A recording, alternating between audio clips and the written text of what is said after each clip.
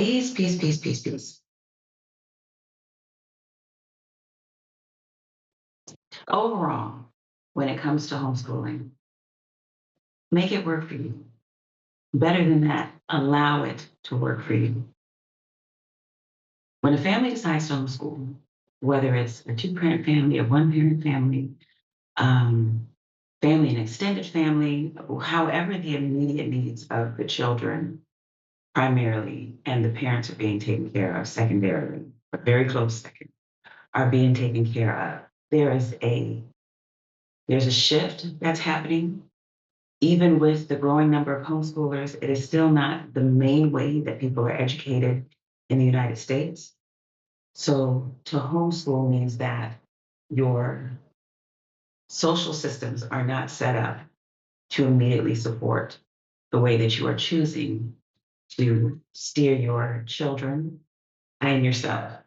And because of that, you have to make sure that you are setting up your clear objectives and goals, your support system, your resources, your refill tanks. Like, how is it as the primary teacher, which is usually the mama, but whoever the parent is, how is it that you refill yourself?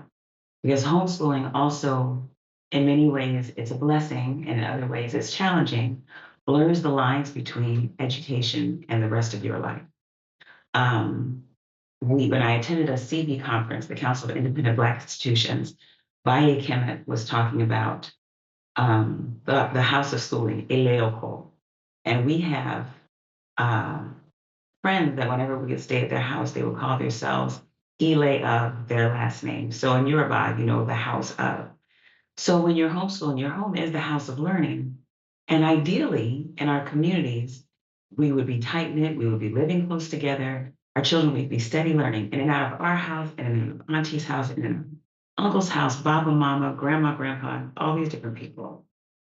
But since we are largely isolated, just due to the way things are set up, we have to make sure that we are finding support as parents homeschooling, support in finding resources, support in being kind to ourselves, support in saying, you accomplished a whole lot. Don't beat yourself up. Support in knowing that our school day is not supposed to look like the public school up the street. It's not supposed to. That's why you're homeschooling. Or you could send them to that school. So the I wanted to mention these things. One, because my children have amazing teachers, me included. Very happy about that. Very happy to do that. All of those things, and not feel any way about it except very proud. Um, in addition to me, my children have amazing teachers, and one of their teachers is Sewa Sydney, and she teaches in a lot of places. So if you want to experience her teaching, she teaches at Yea's Academy. She teaches at Samori Kamara School. I just lost the name. Hmm, it'll come back. Um, but she's dope. And so in psychology, which my 15-year-old has been studying for like 2 years in various ways, in one of those classes, Sewa City was teaching my daughter about about the hierarchy of needs. And so, as I mentioned before, in my training as an educator, we studied Maslow's hierarchy of needs. And Sewa City was suggesting to my middleborn that um, there are additional needs, not additional. Our communities have a very particular set of needs, a particular set of skills that I heard taken. But we do have a particular set of skills too. But I want to share Maslow's hierarchy and then look at this one that my daughter learned in school. So Maslow's hierarchy of needs, and it's set up like a pyramid. So what's at the bottom of the pyramid is the foundation and then builds up. So it says uh, physiological, so basic needs to eat, to sleep, be safe in a home, away from the elements, those things. Then the next one is safety, so personal safety, emotionally safe, mentally safe. physically safe in another way, not being threatened, not being exposed to abuse. So, so we're moving steadily up the hierarchy. And then love and belonging. So having family and community, having a place to exist, having a place where everybody knows your name. I hear cheers. It's like that most of the time. I just don't do that in the video, but I can hear do do do do do do. But yes, love and belonging, family and community, and then esteem is the next one. Confidence and self-respect, and as you notice, each one of the ones underneath, just like the Nguzo Saba does in a circle, each one that is before and after is dependent on the one that is before and after. So when your physiological needs are met, you can actually relax into your safety being met. When that's met, you can recognize love and belonging. When that's met, that actually builds your esteem and self confidence. And then the pinnacle of this pyramid is self actualization. So it's meaning, it's authenticity, it's finding your purpose, all of those things. So physiological safety, love and belonging, esteem, and then self actualization. And we learned that in the way of talking about that when those needs are met inside and outside of the classroom, outside primarily, starting at home, and then inside of the classroom, that is what allows a child to actually learn. Um, it's very hard to learn when your stomach's empty. It's hard to learn when someone is abusing. It's hard isn't even a word, but doggone near impossible when you don't feel like you belong anywhere because those needs need to be met. And if I'm a child, a person, but we're focused on our children, but I'm a person who isn't having those needs met, even in the space or the Eleo Ko, the house of learning, what I'm looking for is to meet those needs. So I don't care about what being given in the way of academics or curriculum. I care if someone sees me as valuable. I care if I'm going to have a warm place to lay down tonight. I care if I'm going to have clothes to put on tomorrow. I care if people speak to me kindly and hold me in safe spaces. I care if I'm able to actualize and find my purpose, all of those things. And so oftentimes when we're seeing things in school atmospheres, even homeschool ones, where we think the children are acting out or they're not connected, they're looking for these needs to be met. So looking at um, the ecosystem, because it's not necessarily hierarchical, of needs that Sewa Sydney taught my daughter.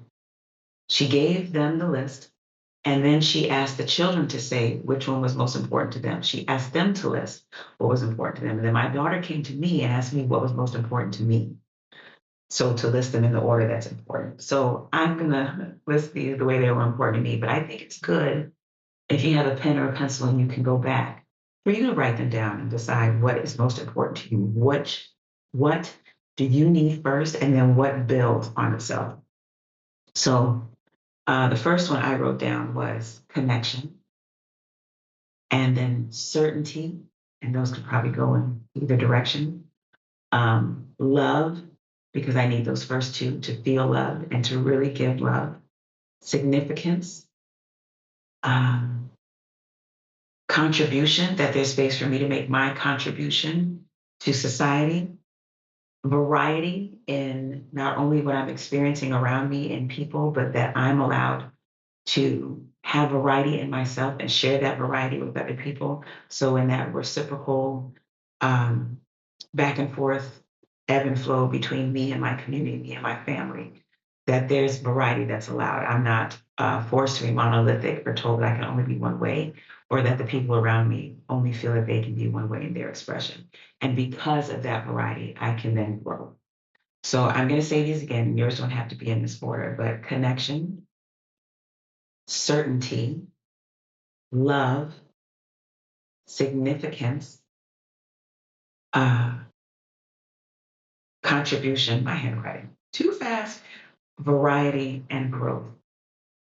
And so I say all of those things to say that even as we are considering both of these different ways of communicating our human needs, our needs individually and in community, and how that continues to move back and forth. Um, when you are meeting your children's needs homeschooling, you have to meet your needs homeschooling. I'll say that one more time. People in the back, when you are meeting your children's needs homeschooling, you have to meet your needs homeschooling. In order for homeschooling to be the blessing, the joy, the wonder that your children share with you, it has to work for everyone. So it can't be that we are homeschooling from 7 in the morning to 11 o'clock at night, because that is not working. And I mean homeschooling in the way of let's break out these books and let's do this. And did you do your homework? And where are the manipulatives? And who lost no. Education is happening all the time. I'm not saying. I'm saying in the spaces where you have deliberately sat down to instill academic curriculum, there needs to be space, there needs to be room. Um, Today is a day of hearing a bunch of things. Now you hear Khalil Gibran with there has to be space in your togetherness. But there needs to be space in your planning, and there needs to be the space to include your family excursions, your family fun time, your family downtime, your family recreation, your individual time, that the children have their own time, that you have your own time, that we establish that that is okay, that it's okay for mommy to need a minute. It's okay for mommy to hang out with her friends. It's okay for the children to have diverse needs and friendships and friend groups. And it's okay for them to share them. It is okay for these things to be defined in whichever way is healthiest and best for all people involved. Because my children are homeschooled, because of our co-op, because of our community, my children share friends often, even the ones that are in different age groups. My middle born has a friend who went through rights with her, who is in her age set, and when they hang out, both the middle born and the oldest hang out with this young lady. When all the children are together, they're all playing, they're all jonesing, they're all teasing, chasing, laughing, joking, whatever it is. And that's from my youngest to my eldest. And even in that, there are times when those children, by gender, age set, whatever it is, need their own time. And it's okay. And even as a mama, I want to be like, it's okay. Take your sister. It's okay. Take your brother. But sometimes little brother needs little brother time by himself with his boys, not with his sisters. Sometimes the sisters need big sister time, together or apart, without their little brother, without each other. And it's okay. It is more than okay. It is necessary. It is it is treating ourselves as humans. It is treating ourselves as people who are deserving of all of these needs that were stated, as people who flourish when we are watered and fed and nourished. And that lesson isn't just for our children.